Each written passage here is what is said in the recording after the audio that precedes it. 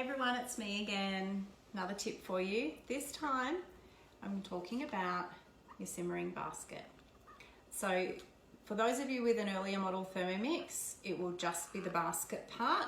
Those of you that have the new TM6, you've also got the flip top lid.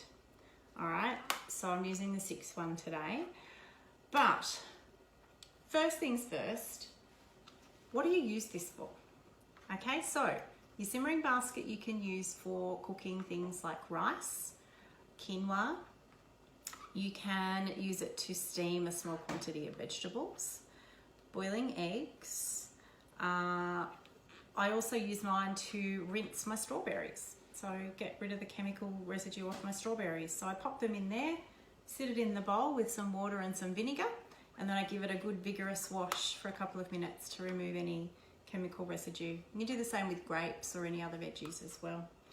So your simmering basket's designed to go in the bowl a certain way.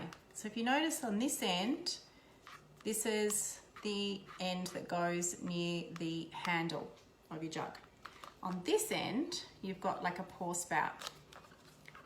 See here? So that is designed to fit in towards the pour spout of your jug.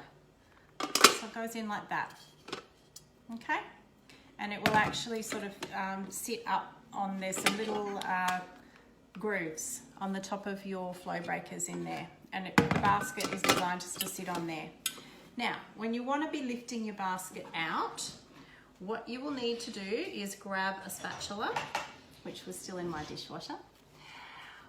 What you're going to do is use the little hook on the end of your spatula to lift the basket out. Okay, so let me just set this up a little bit higher so you can see what I'm doing. There we go. Now, in the back of the basket, there's a little sort of triangular hole. That's designed for this little hook to go in. So you're literally just going to push the spatula in through the hole in the lid and then lift it back up again so that it fits into that little hole. That then allows you to lift out the basket. You can flip the lid and tip the food, okay?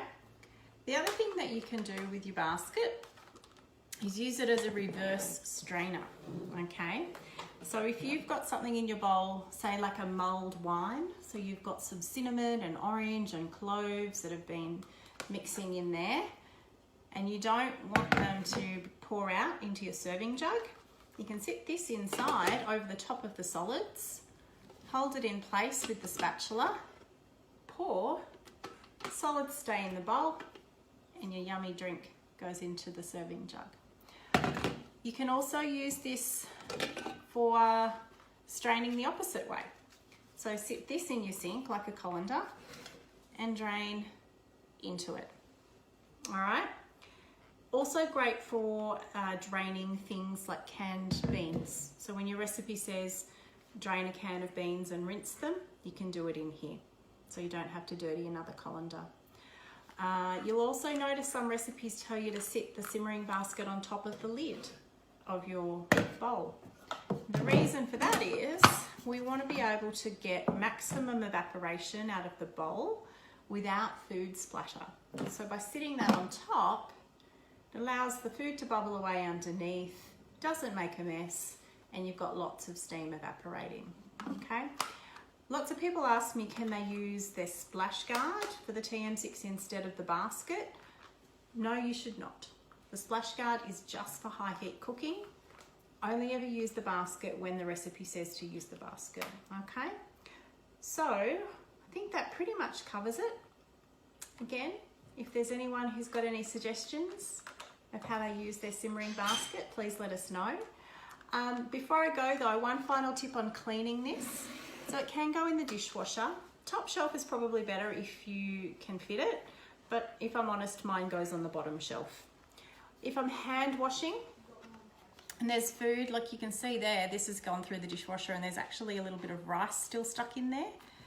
Just dunk it in the sink with a brush, and the brush will actually get in through all those holes to remove the food. All right, same applies with your Varoma. So if you've got Meat juices, for example, in the holes in your Verona, just dunk it in the sink with your brush and just give it a scrub, and that will push all of the food out through the holes. Hope that's been helpful, everyone. I'll see you again tomorrow. Bye-bye.